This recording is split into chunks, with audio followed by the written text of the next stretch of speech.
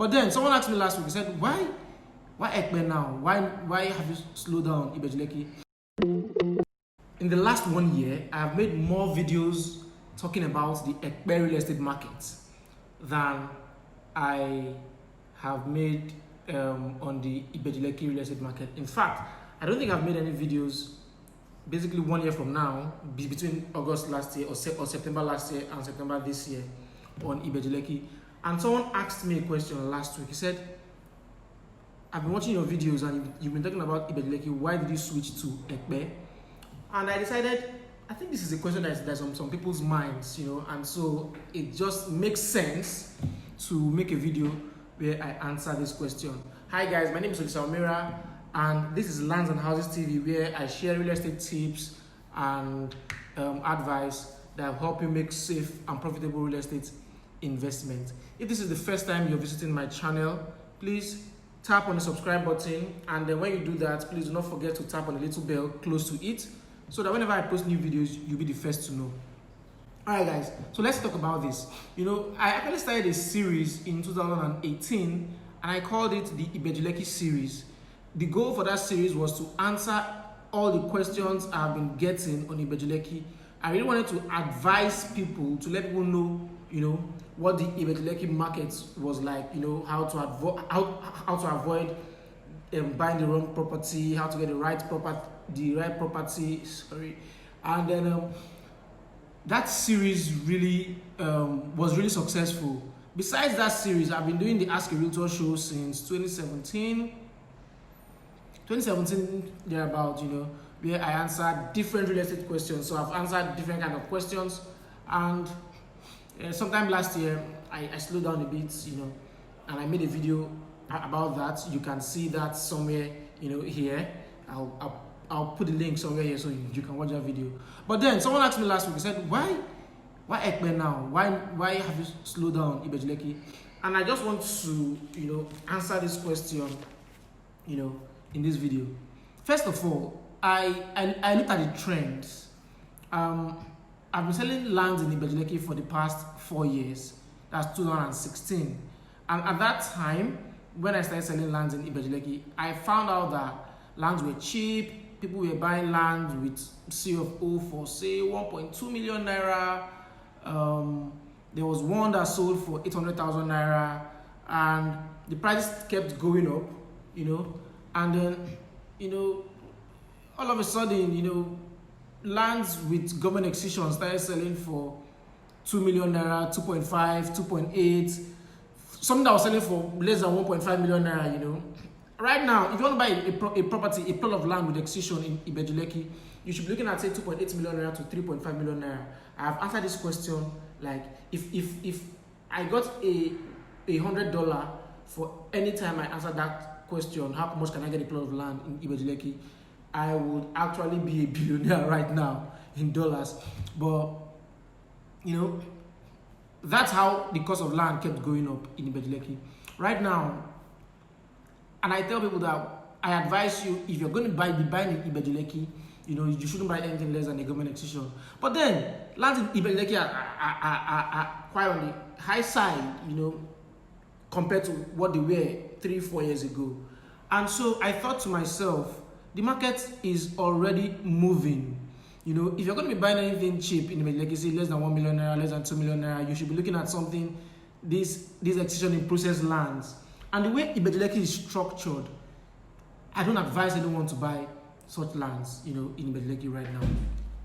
So I said, okay, there was a point when lands in Lekki Phase 1 were selling for cheap, and then the market kept moving, Then, lands started selling for cheap as well in Ikate, Elegushi, Aja, and the cost of lands in Lekki Phase 1 started going up as well.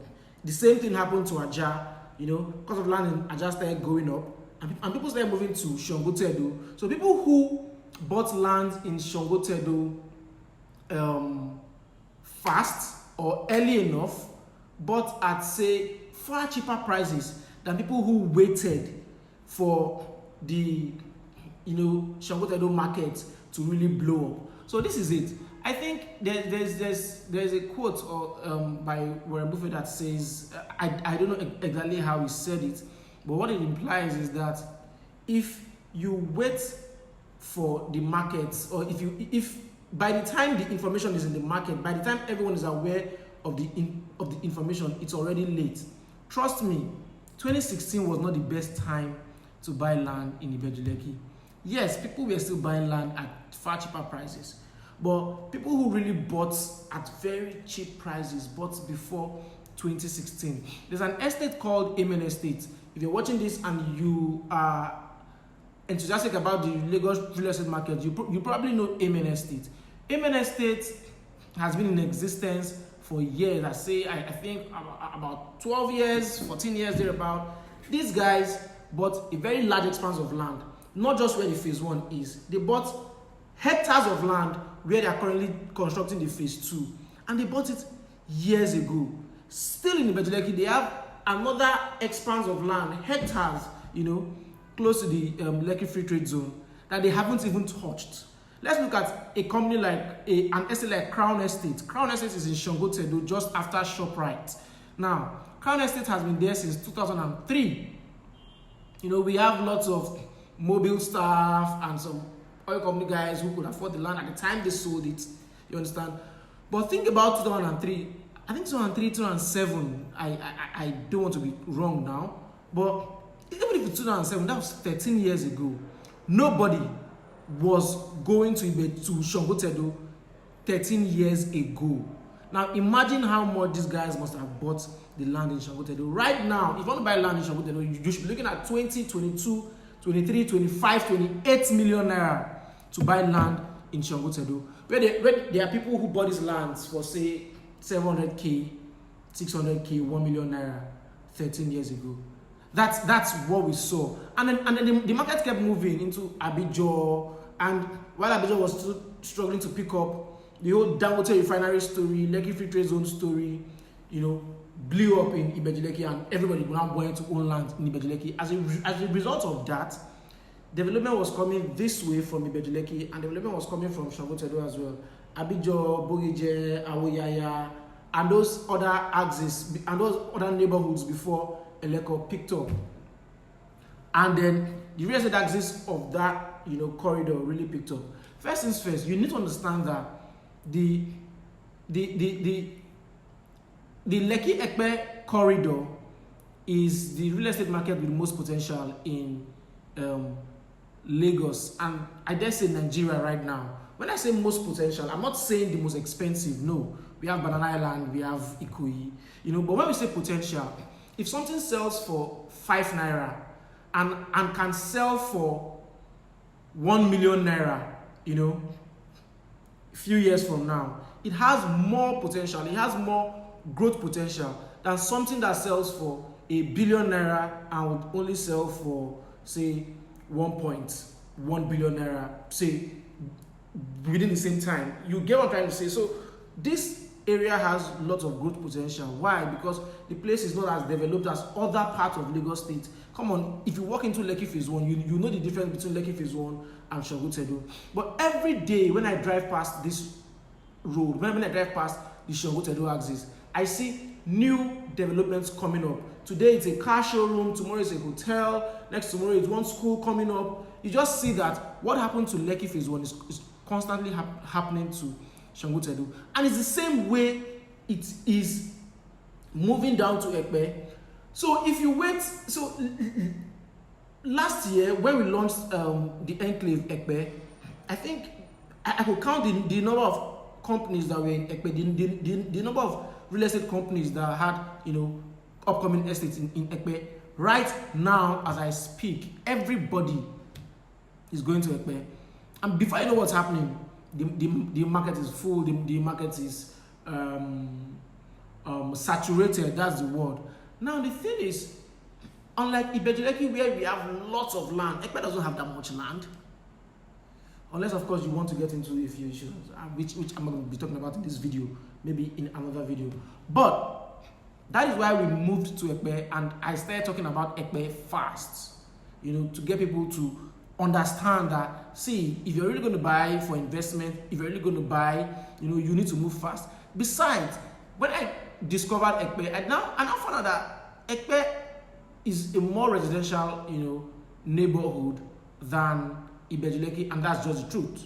Ekpe is a more residential neighborhood than Ibeju-lekki, And the good thing was that when Governor Ambode, the previous governor of Lagos State, came in, he really developed the place, fixed all their roads. And there's one thing about fixing roads in a neighborhood. Once you fix the roads, it's like you've opened it up for development. And then Ekpe has the Alaro City, which is coming up. It just makes sense. It just makes sense. It's just common sense that this will happen next. So in 2018 December, I visited Ekpe on my own for the first time. Before then, I'd gone to Ekpe, but I was just passing through, going with someone. But I visited on my own, and I knew what was going to happen. We did 2 documentaries on Ekpe. Before we knew what was happening, in less than 1 year, boom, the markets started becoming, filled up with lots of companies. Everybody right now wants to go into Ekpe, and that's why I decided to shift from Ibeju-lekki to Ekpe. I know I've been away from this YouTube channel for quite some time, but based on this shift, I'm going to be talking more about Ekpe. I'm going to be talking about the things you need to know, the kind of titles, the kind of what you should look out for, prices in Ekpe and all that, and why you should invest now. So this is why I decided to move from talking so much about Ibeju-lekki to talking about Ekpe. Am I still going to make videos about Ibeju-lekki? I think so, because there are some questions I've gotten in the last 1-2 weeks, that really makes me want to talk about Ibeju-lekki, and I will. But then you need to understand the trends, and you need to move with the trends and move fast. All right, guys. And one thing, in Ekpe, we launched the Enclave last year. We launched the Nook this year. We are set to launch the Enclave 2, but we are going to be doing a pre-launch. We are going to be giving a pre-launch offer, and then the pre-launch offer allows you the opportunity to buy at a cheaper price than when it launches, and it also gives you an opportunity to resell. Let me not let the cat out of the bag, but I am going to give you a link. You can click on the link below. It says the Enclave pre-launch, the Enclave 2 pre-launch, and then when you click on that link, you just join a waiting list. So that waiting list, just give us your name, your email address, and if you want, we'll put a space for phone number. Okay, name and email address, and then when the pre-launch kicks off, we'll send you an email and give you an opportunity to be one of the first persons who will own plots at the Enclave 2. Alright guys, if you love this video, please click on the like button. If you haven't subscribed, please tap the subscribe button and tap on the notification bell next to it, so that when we post more videos, you'll be the first to know. And if you want other people to see this video, please share the video. If you have questions, please drop them in the comment section. I will try my best to answer your questions, and if I have to make a video out of your questions, I will make a video. Alright guys, thank you very much for watching this video. I'll see you on the next video.